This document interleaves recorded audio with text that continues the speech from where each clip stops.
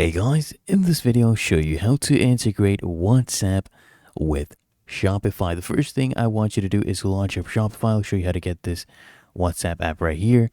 Just go to Home and then come here and tap on Apps.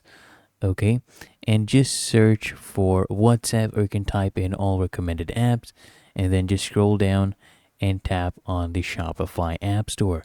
Now here you just search for WhatsApp and you can choose the WhatsApp app you want. I suggest you go for this one.